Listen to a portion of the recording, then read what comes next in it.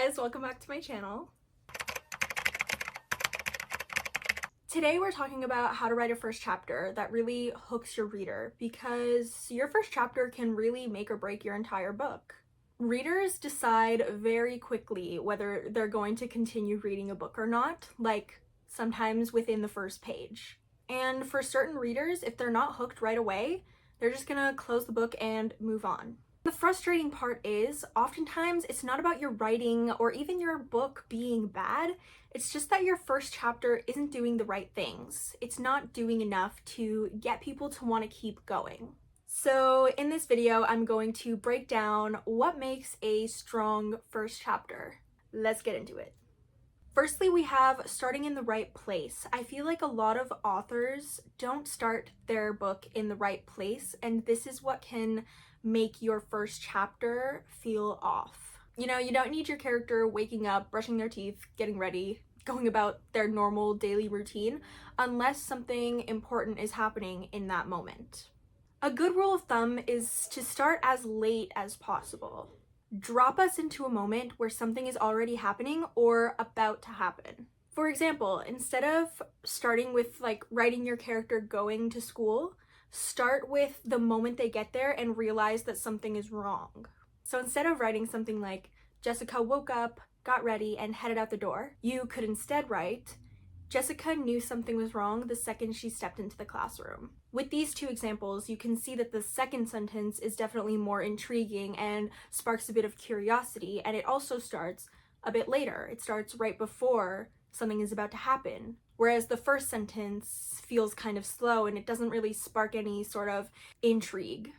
And like in the example that I just used, it doesn't have to be like a crazy action scene that you're starting in. I know a lot of people might misinterpret the advice of starting in the middle of action, which is what a lot of people say. But it's not about starting in the middle of physical action. It's just starting in the middle of something happening. Next, and this kind of ties into the first one, is your first line should create curiosity. You want your first line to make people think, what's going on? Why is this happening? What's about to happen?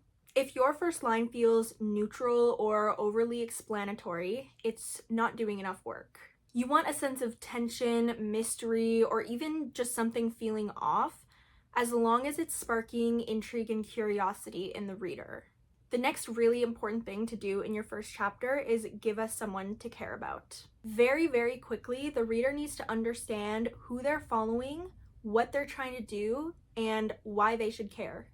And one of the best ways to do this is to show your characters actually doing something, not just thinking about it, not just describing it, but actively doing it. Give your character a goal, even if it's a small one. For example, instead of your character sitting around thinking about how poor they are, show them acting on it. You know, show them stealing food, show them negotiating, show them acting on that reality. Because the second your character wants something, the reader has something to latch onto and they have a reason to care. Next, and this also ties into the last one, make us feel something about your character. This is a really important thing to do in your first chapter, and I find it something that can really make or break a first chapter. And your reader doesn't have to like the character right away, but they should feel something. It can be curiosity, intrigue, frustration, dislike, as long as they leave the chapter feeling something. For example, if you have a character failing at something, this creates sympathy. Or if you have a character making a questionable choice, that creates intrigue. A really easy way to make your characters feel something toward your character in the first chapter is to have your character make a choice or do something that raises questions. That's what will create this emotional investment that makes the reader want to keep reading. Next is you want to make sure you balance clarity and intrigue.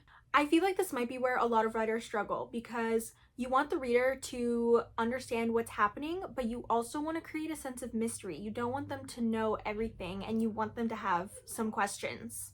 If it's too confusing, they'll stop reading, but if it's too obvious, they'll get bored and probably stop reading.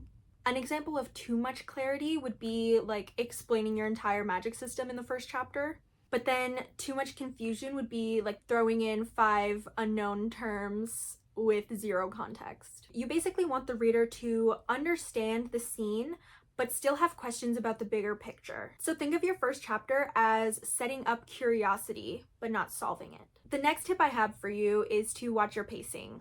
Pacing is actually huge in a first chapter because if your chapter is dragging, readers will notice that immediately. So some things to look out for here are long paragraphs of backstory, too much world building all at once, or just moments where nothing is really happening.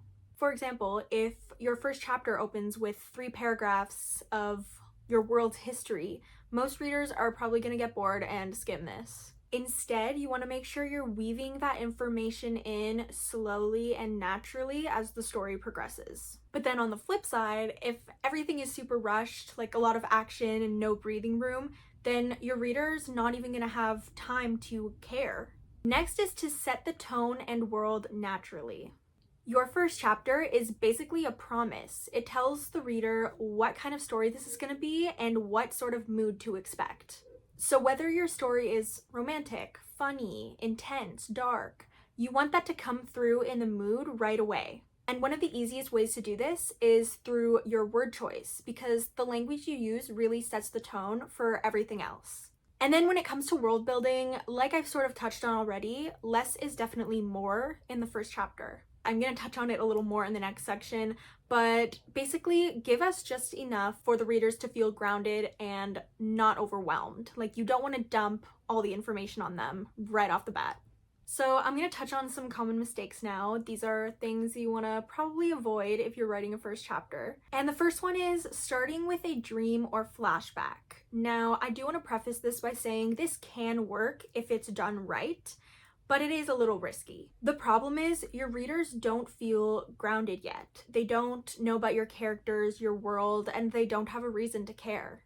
So that's why starting with something that isn't real to the present story can feel a little bit disconnected. Next is info dumping your world. Like I said, I've touched on this a little bit already. I just feel like this is something a lot of writers struggle with, especially fantasy authors. So I think it's a really important thing to touch on, especially being a romantasy author myself.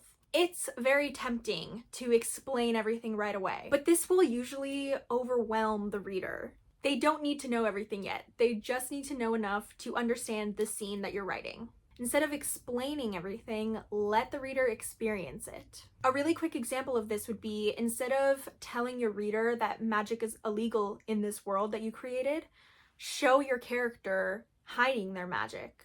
That is way more engaging and it's also more memorable. Another mistake would be introducing too many characters at once.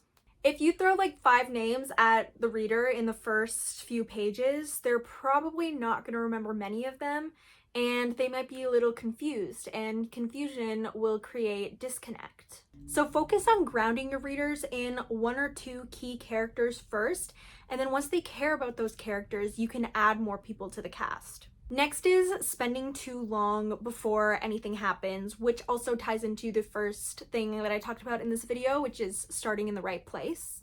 If your first chapter is all set up, backstory, internal thoughts, description, then nothing is really changing. And if nothing is really changing in the first chapter, it's going to feel slow. Something needs to happen in the first chapter. It can be a decision, a discovery, a problem, as long as it's something that moves the story forward. If your chapter feels slow, it's usually because the story hasn't actually started yet. So basically, all of this to say, first chapters are really, really hard to write. I mean, you're really trying to do a lot of things at once, You want to hook your reader, you want to introduce your character, establish the world, create intrigue, and it's really hard to know if all of this is working when you're the one who wrote it. That's actually why I started offering first chapter critique services. I go through your first chapter and give you specific feedback on things like how strong your opening hook is, where your pacing might be slowing things down, how your character is coming across to the reader, anything confusing or breaking immersion, and just overall first impressions. So that way you know exactly what's not working and what needs to be fixed. If that's something you're interested in, I'll have the information linked in the description. You'll basically just fill out a form and then I'll get back to you with my availability and a quote. So yeah, I hope this video was really helpful. I once again recognize that writing a first chapter is a very difficult thing to do.